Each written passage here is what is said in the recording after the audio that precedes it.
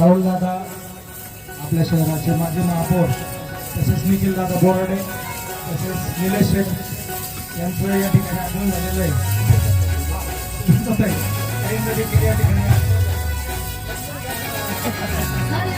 आपलं सहर्ष स्वागत आहे.